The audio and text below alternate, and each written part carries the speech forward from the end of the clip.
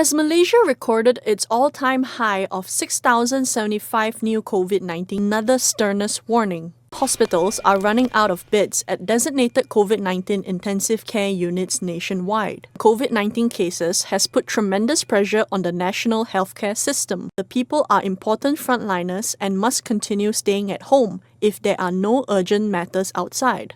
Selangor reported 2,251, Johor with 699 cases, and Kuala Lumpur with 660 cases.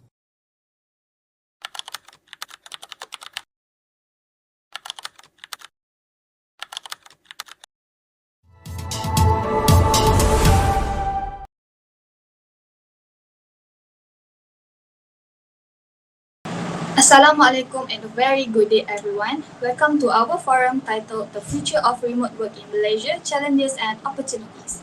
Today, remote work has become more common, especially after COVID-19, and many Malaysian companies are still adjusting to this new model.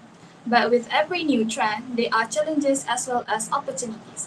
With me today, I have three wonderful speakers, which is Sister Farah, who will discuss digital infrastructure and connectivity, and the opportunity of access to a wider talent pool, Sister Hafiza, who will talk about rising compliance and tax complexity and the opportunity of operational efficiency and cost saving.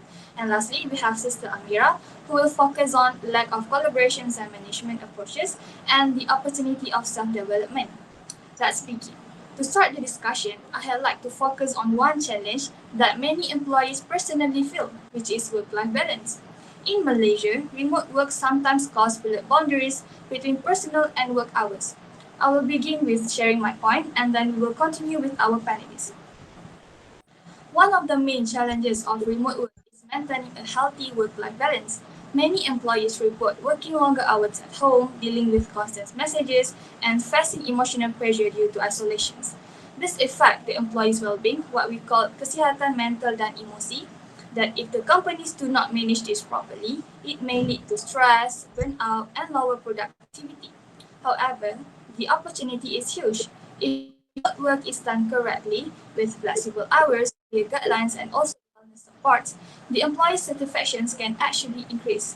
Study shows that employees who feel trusted and given autonomy tend to be more productive and loyal.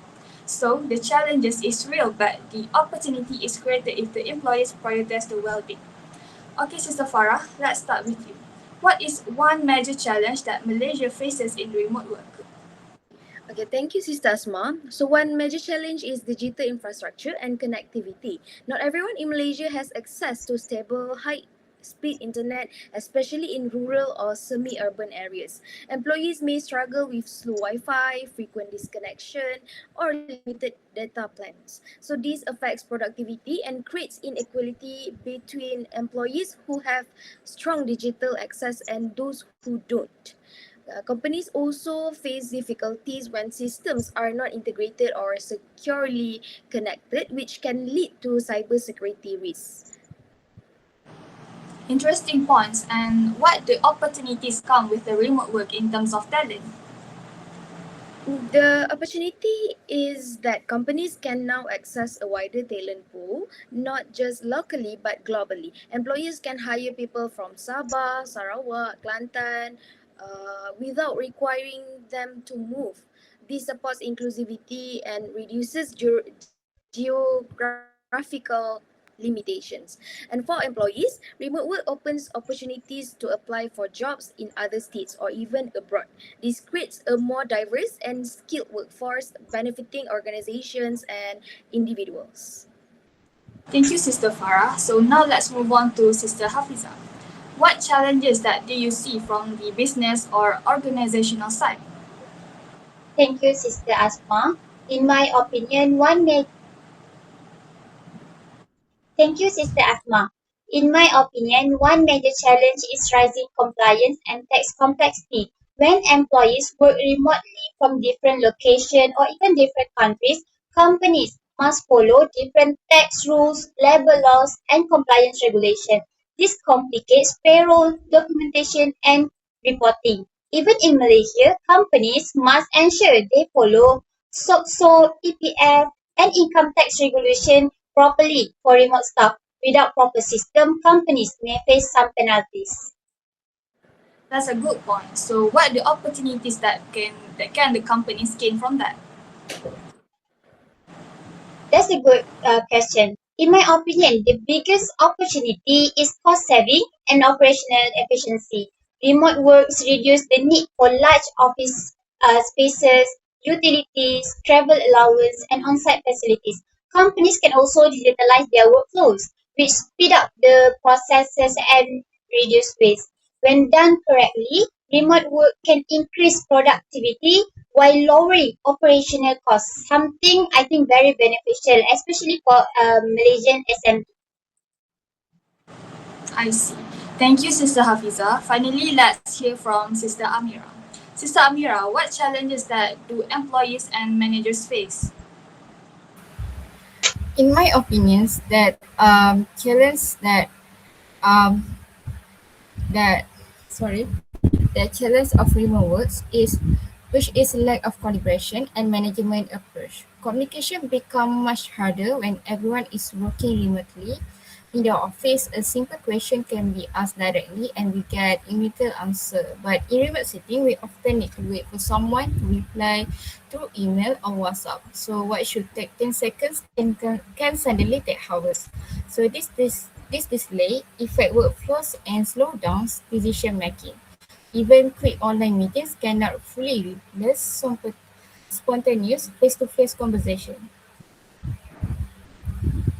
And what personal opportunities that from that?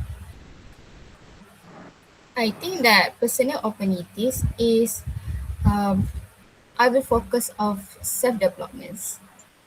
Remote works encourage time management skills. Employees need to organize their own tasks and prioritize workloads without constant supervision. This develops discipline and self-organization as workers learn to balance work and personal responsibility effectively. And the remote work improve problem-solving skill and independence without immediate access to colleagues or managers. Employee must troubleshoot challenges independently with whether resolving technical issue or meeting confidently and develop analytical thinking. Thank you, Sister Amira. All three of you highlighted the important points of in our forum today. But before we end, I'd like to ask one question that maybe some of you guys can answer. Do you think that remote work will become permanent in Malaysia? Thank you, Sister Asma. I think this is a very good question and crucial to discuss. And honestly, I do not believe it is a practical or financially sound model for a permanent implementation. In my opinion, this is not only make costs more expensive, but also creates double taxation risk for employees and corporate tax risks for employers. While remote work can save on basic operating costs, this cross-border tax risk requires company to invest in legal expertise and advanced HR system to avoid high fines and double taxation. Based on my statement before this, it is true that companies can save more on office rent and utilities, but they still have to pay much higher costs and riskier risks in the form of legal compliance, costs, and potential corporate tax liabilities in foreign countries. This is why I think permanent implementation of remote work is expensive and complex.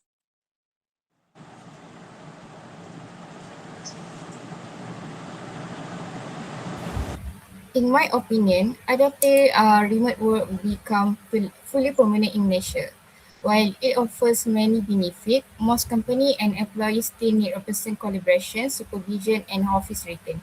However, what I'm seeing now is that hybrid remote work is become dominant and is already being practiced in most companies, where employees come to the office only on certain days of the week and work remotely on others. To support my opinion, based on study of by PwC Malaysia found that 16.3 of Malaysian employees prefer a hybrid arrangement and only a small percentage. I believe that hybrid remote work will become the permanent standard in Malaysia. Thank you, Sister Amira and Sister Hafiza. To conclude, remote work in Malaysia brings both challenges such as infrastructure, collaboration, issues, and compliance, and also opportunities like cost savings, wider talent access, and improved self-development. The key is to balance flexibility with structure so that both employers and employees get the benefit from it. Thank you everyone for joining this forum today, and thank you to our panelists, which is Sister Farah, Sister Hafiza, and Sister Mira, for your insights. We will see you guys again in our next forums. Thank you.